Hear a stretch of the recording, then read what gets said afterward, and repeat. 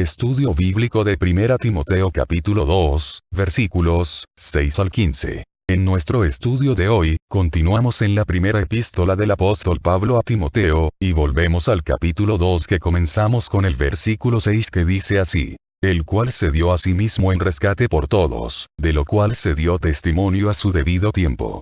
Y esa palabra rescate, que corresponde a antilutrón en griego y significa precio de redención. Cristo pagó un precio por nuestra redención. Necesitábamos ser redimidos, porque usted y yo éramos pecadores perdidos, y Él fue el rescate. Continuemos ahora leyendo el versículo 7 de este primer capítulo, que dice: para esto yo fui constituido predicador, apóstol y maestro de los no judíos en fe y verdad. Digo la verdad en Cristo, no miento. Deberíamos decir aquí que cuando Pablo dijo que él había sido constituido, está indicando que él había sido nombrado o designado. O sea que Pablo dijo que había sido nombrado predicador y apóstol. La palabra predicador proviene de la palabra griega kerux, que significa un heraldo o una trompeta, refiriéndose a uno que proclama el evangelio. Pablo ha sido nombrado como una persona para proclamar el evangelio. Y el apóstol añadió: digo la verdad en Cristo y no miento. Podría parecer extraño que el apóstol Pablo dijera esto a un predicador joven que era su amigo personal. Creo que lo estaba diciendo para animarle. Timoteo sabía que era verdad. Y finalmente dijo en este versículo 8: maestro de los no judíos en fe y verdad. Nuevamente destacamos que esto es algo que él no escribió a las iglesias. Él siempre había dicho que era un apóstol para los no judíos. Y aquí dijo que era no solo un apóstol para proclamar el evangelio, sino también era alguien para enseñar a los no judíos. Leamos el versículo 8 de este capítulo 2, porque hemos llegado a un nuevo párrafo en este capítulo, que hemos titulado: ¿cómo deben orar los hombres? Quiero, pues, que los hombres oren en todo lugar, levantando manos santas, sin ira ni contienda. Esta es una declaración magnífica del apóstol Pablo. Cuando él está diciendo aquí quiero, no creemos que él esté imponiendo su propia voluntad en esto, sino que más bien estaba expresando un deseo. Deseo, pues, que los hombres oren en todo lugar. Es decir, en todo lugar donde se reunieran los creyentes. Pablo estaba hablando sobre la oración pública, o sea de la oración en el culto o reunión pública. Y luego él dice: levantando manos santas. Esa era la costumbre de que se practicaba en la iglesia primitiva. Revelaba la dedicación en las vidas de los que estaban orando. Otra versión traduce: levanten las manos con pureza de corazón. Ahora hay ciertas personas que levantan sus manos hoy en las reuniones, y a veces son criticados por ello. No hay nada malo en levantar sus manos si usted siente que quiere hacerlo. Algunos vacilan en hacerlo porque no están seguros de estar en condiciones de revelar esa pureza espiritual que este gesto simboliza. Observemos que Pablo dijo manos santas. Esto significaría que son manos dedicadas, consagradas al servicio de Dios. Estimado oyente, manifestamos nuestra actitud de respeto hacia quienes sienten que desean levantar sus manos al orar. Pero con ese mismo respeto sugerimos que usted no alce sus manos en una reunión si esas manos no están siendo usadas para el servicio de Dios. Siguió diciendo el apóstol sin ira. Todos los pecados han sido confesados, usted no se acerca a Dios en oración con enojo o ira en su corazón, o con un espíritu de amargura, sino con todos sus pecados confesados. Después el apóstol añadió: ni discusiones.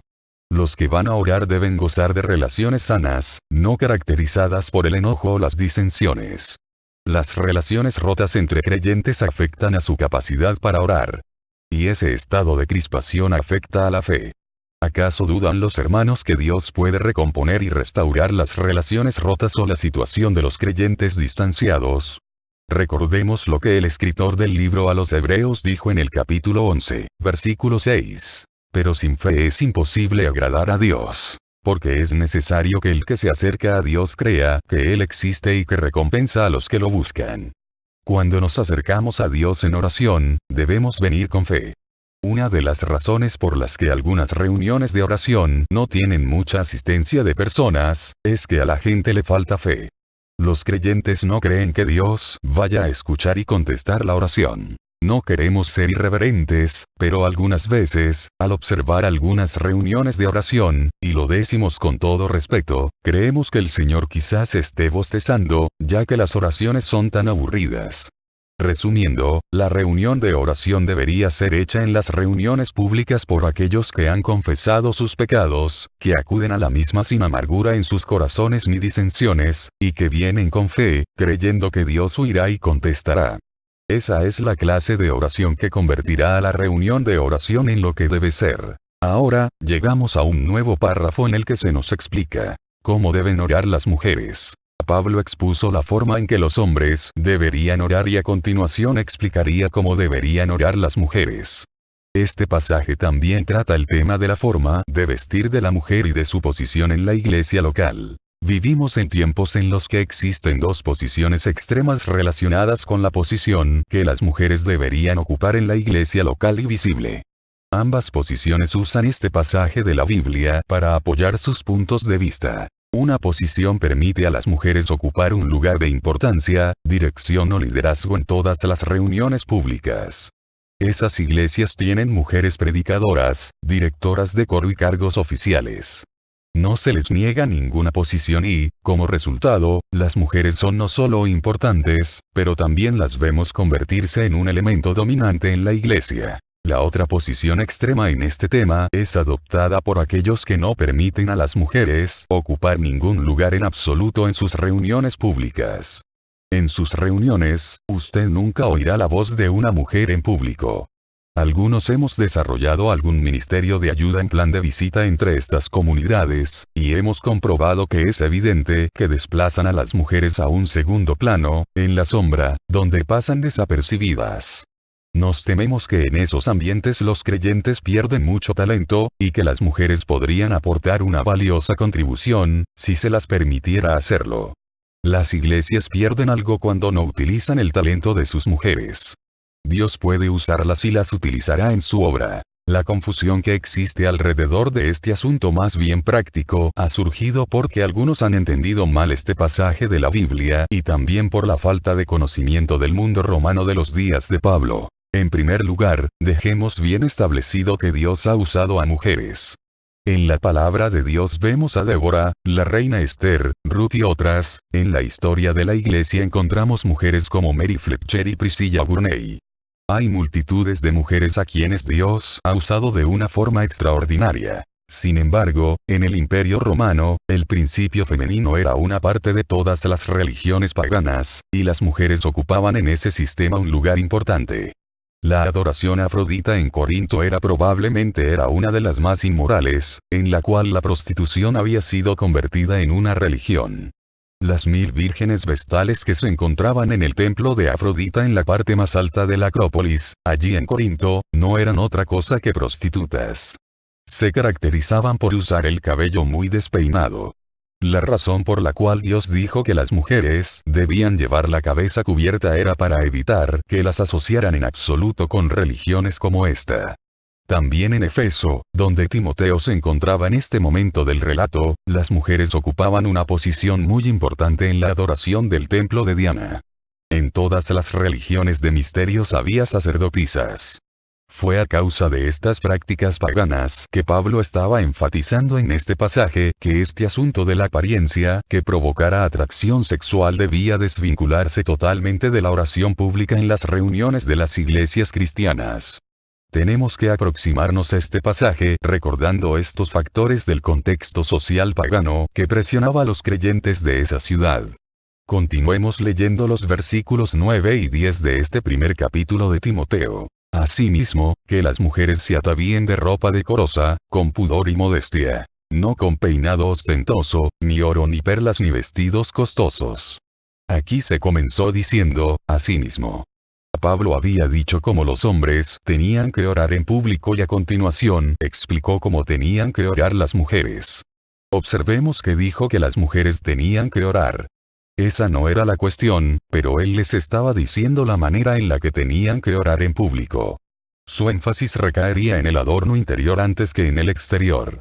Las mujeres tenían que orar en público, pero no debían vestirse ostentosamente, para poder dirigir sus súplicas a Dios de una forma en que no llamara la atención o se destacara su parte física o su atracción sexual. Queremos dejar bien en claro que creemos que una mujer debería vestirse tan elegantemente como pueda. No hay nada censurable en que una mujer se vista de una forma que resulte atractiva para su marido. O, si es soltera, para un hombre.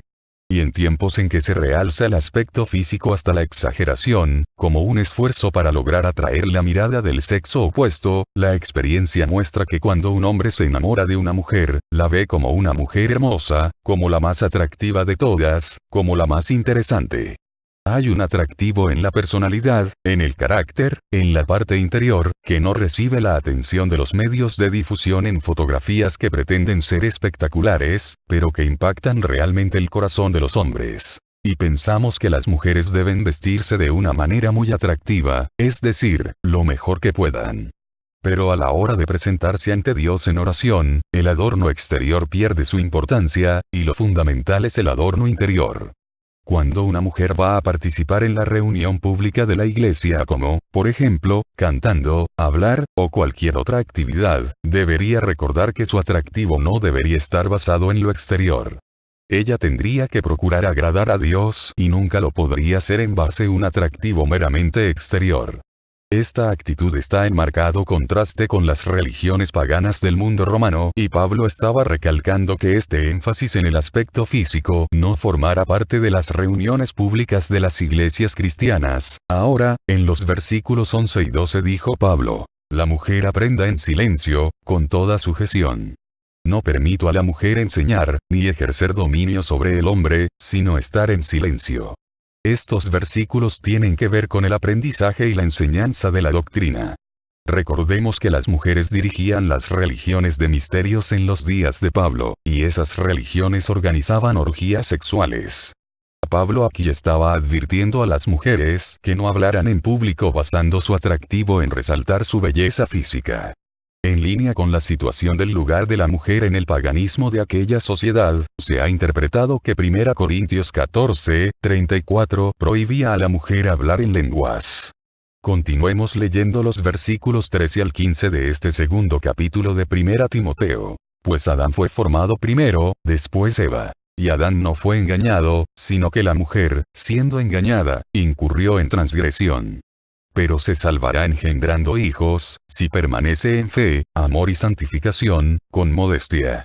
En el relato del Génesis, el pecado de Eva introdujo el pecado en el mundo.